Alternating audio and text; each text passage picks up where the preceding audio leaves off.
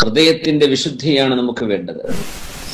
ഈമാൻ നമ്മുടെ ഹൃദയത്തിലേക്ക് കൊണ്ടുവരികയും അള്ളാഹുവിനെ നമ്മുടെ മഅബൂദായി, നമ്മുടെ ഇലാഹായി അള്ളാഹുവിലേക്ക് കാര്യങ്ങൾ ഭരമേൽപ്പിക്കുകയും നമ്മുടെ ഖൽബ് കൊണ്ട് നമ്മൾ ചെയ്യുന്ന ഏറ്റവും വലിയ ഇബാദത്ത് നമ്മൾ ചെയ്യുന്നത് അള്ളാഹുവിന് വേണ്ടി മാത്രമാണ് എന്ന രീതിയിലേക്ക് നമ്മുടെ ഖൽബിൽ നിയ്യത്തിനെ കൊണ്ടുവരണം. അള്ളാഹു നമുക്കത് തൗഫീഖ് ചെയ്യട്ടെ.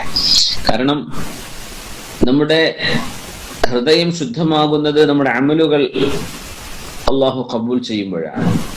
അമല് കബൂൽ ചെയ്യണമെങ്കിലോ അള്ളാഹുവിനെ മാത്രമായിട്ട് അമല് ചെയ്യുകയും വേണം. നമ്മൾ ചെയ്യുന്ന ജോലി, നമ്മുടെ ചെയ്യുന്ന കർമ്മങ്ങൾ, ഇബാദത്തുകൾ, സൽക്കർമ്മങ്ങൾ എല്ലാം കാരുണ്യവാനായ അള്ളാഹുവിന്റെ പ്രതിഫലം ലഭിക്കാനാണെന്ന് ആ ഒരു നിയ്യത്തോടുകൂടെ ചെയ്യുന്നതിന് മാത്രമേ അള്ളാഹു തആല കൂലി തരുള്ളൂ, അള്ളാഹു സ്വീകരിക്കുള്ളൂ. ആ സ്വീകരിക്കപ്പെടുന്ന അമല് കാരണമാണ് നമ്മുടെ ഹൃദയം ശുദ്ധമാകുന്നത്. മഹാനായ സുഫിയാൻ ഇബ്നു ഉയൈന റഹ്മത്തുള്ളാഹി അലൈഹി പറയുമായിരുന്നു, ഒരു മനുഷ്യന്റെ അകവും പുറവും, മനുഷ്യന്റെ ചിന്തകൾ, മനസ്സ്, അതിനെ ശരീരത്തെന്ന് പറയും. മനുഷ്യന്റെ പ്രത്യക്ഷത്തിൽ കാണുന്ന മനുഷ്യന്റെ പ്രവർത്തനങ്ങൾ, അതിന് അലാനിയത്ത് എന്ന് പറയും. മനുഷ്യന്റെ രഹസ്യവും പരസ്യവും ഒരുപോലെയാവണം എന്നല്ല, രഹസ്യത്തെക്കാളും മെച്ചപ്പെട്ടതാ നമ്മുടെ പ്രത്യക്ഷത്തിൽ കാണുന്ന നമ്മുടെ സ്വഭാവത്തെക്കാളും നന്നായിരിക്കണം നമ്മുടെ ആന്തരികമായ സ്വഭാവങ്ങൾ. സുഫിയാൻ ഇബ്നു ഉയൈന തങ്ങളുടെ വാക്ക് ഞാൻ ഉദ്ധരിക്കാം. ഇദാ വാഫഖത്തി ശരീറത്തുൽ അലാനിയ ഫദാലികൽ അദ്ൽ എന്ന് പറഞ്ഞാൽ നമ്മുടെ അകവും പുറവും ഒരുപോലെ നല്ലതാണെങ്കിൽ അത് അദ്ലാണ്, അത് നീതിയുക്തമാണ്. ഇദാ കാനത്തി ശരീറ അഫ്ളലു മിനൽ അലാനിയ ഫദാലികൽ ഫദ്ൽ, അതായത് നമ്മുടെ രഹസ്യമായ ജീവിതം നമ്മുടെ പരസ്യമായ ജീവിതത്തെക്കാൾ ഖൈറാണെങ്കിൽ അതാണ് ശ്രേഷ്ഠത. പിന്നെ പറഞ്ഞു, وإذا كانت العلانية أفضل من السريرة فذلك الجور, നമ്മുടെ രഹസ്യമായ ജീവിതം പരസ്യമായ നമ്മുടെ ജീവിതത്തെക്കാൾ, നമ്മുടെ പരസ്യമായ ജീവിതം, നമ്മുടെ പ്രത്യക്ഷത്തിൽ നമ്മൾ കാണിച്ചുകൊണ്ടിരിക്കുന്നത് അതാണ് നമ്മുടെ രഹസ്യത്തെക്കാൾ നല്ലത്, എന്നാൽ അത് അക്രമമാണ്, അവിടെ നീതിയല്ല എന്ന് മഹാനായ സുഫിയാൻ ഇബ്നു ഉയൈന തങ്ങൾ. അതായത് നമ്മുടെ അകവും പുറവും ഒരുപോലെയാണെങ്കിൽ അത് നീതിയാണ്. നമ്മുടെ അകം നമ്മുടെ പുറമേക്കാളും നല്ലതാണെങ്കിൽ അത് ശ്രേഷ്ഠതയാണ്. നമ്മുടെ പുറമെ നമ്മുടെ രഹസ്യത്തെക്കാളും നല്ലതാണെങ്കിൽ അതിനർത്ഥം നമ്മൾ അക്രമകാരികളാണ് എന്നാണ്. എന്ന് പറഞ്ഞാൽ അതല്ല വേണ്ടിയിരുന്നത്. നമ്മുടെ പ്രത്യക്ഷമല്ല നന്നാക്കേണ്ടത്, പരോക്ഷമാണ്. പ്രത്യക്ഷവും പരോക്ഷവും ഒരുപോലെ നന്നായി കഴിഞ്ഞാൽ അത് നീതിയാണ്. പക്ഷെ നീതിനപ്പുറം ഔദാര്യമുണ്ട്, ഫضലുണ്ട്. ആ ഫضൽ എന്നത് നമ്മുടെ പ്രത്യക്ഷമായ ജീവിതത്തെക്കാളും നമ്മുടെ രഹസ്യമായ പരോക്ഷമായ ജീവിതം ഖൈറായി വരുമ്പോഴാണ് എന്നാണ് മഹാൻ പറഞ്ഞതിന്റെ അർത്ഥം. അതുകൊണ്ടാണ് മഹാന്മാർ പറയാ, മൻ ആരെങ്കിലും നന്നായാൽ, ആരുടെയെങ്കിലും ജീവിതം ശുദ്ധമായി കഴിഞ്ഞാൽ അവരുടെ ചുറ്റുമുള്ളത് അള്ളാഹു ശുദ്ധിയാക്കി.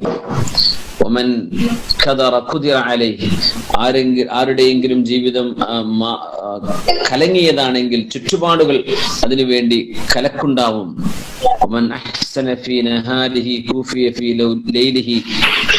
പകലിൽ ഒരാൾ നന്മ ചെയ്താൽ അതിന് പകരം രാത്രിയിൽ അള്ളാഹു തിരിച്ചു നൽകും.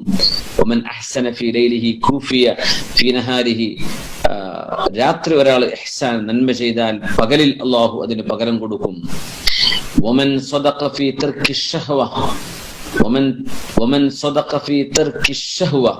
മനുഷ്യന്റെ ലൈംഗികമായതും ഭൗതികമായതും ശാരീരികമായതുമായ മനുഷ്യന്റെ ദുഷിച്ച ആഗ്രഹങ്ങൾ അത് ഒഴിവാക്കാൻ ഒരാൾ സത്യസന്ധമായിട്ട് ഒരുങ്ങിയാൽ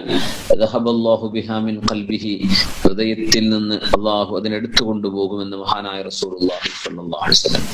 കാരണം പലർക്കുമുള്ള ഒരു പരാതി അതാണ്, തിന്മകൾ നിരന്തരം ചെയ്തുകൊണ്ടിരിക്കുന്നു, ആ തിന്മകളിൽ നിന്ന് പിന്മാറാൻ പറ്റുന്നില്ല. പക്ഷേ തിന്മകളെന്ന് ഒഴിവാവണം എന്നത് സത്യസന്ധമായ ഒരു ചിന്തയാണെങ്കിൽ, നമ്മുടെ ശരീരത്തിന് ഇഷ്ടമുള്ള, പിശാചിന് ഇഷ്ടമുള്ള, എന്നാൽ അല്ലാഹുവിന് ഇഷ്ടമില്ലാത്ത അത്തരം ദുഷിച്ച മനുഷ്യന്റെ ആഗ്രഹങ്ങൾ അത് ഒഴിവാവണം, എനിക്കൊന്ന് രക്ഷപ്പെടണം, എന്റെ ഇബാദത്ത് രക്ഷയാവണം എന്ന് സത്യസന്ധമായിട്ട് ഒരാൾ ആഗ്രഹിക്കുകയാണെങ്കിൽ അവന്റെ ഹൃദയത്തിൽ നിന്ന് അള്ളാഹു എടുത്തു കൊണ്ടുപോകും. ഓക്കെ, അല്ലാഹു അക്രമു മിൻ അൻ യുഅദ്ദിബ ഖൽബൻ ബിശഹവത്തിൻ തുരിക്കത് ലഹ. അല്ലാഹു സുബ്ഹാനഹു വ തആല അല്ലാഹു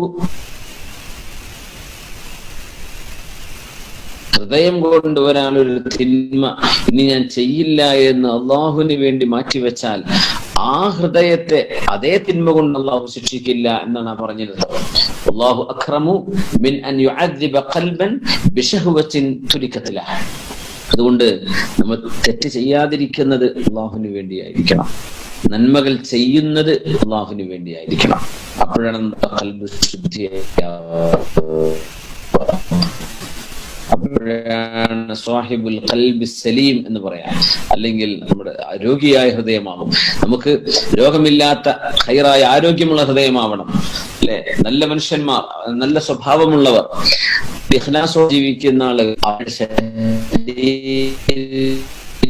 നിങ്ങൾക്ക് മനസ്സിലാകുന്ന ഒരു സുഗന്ധമാണ്.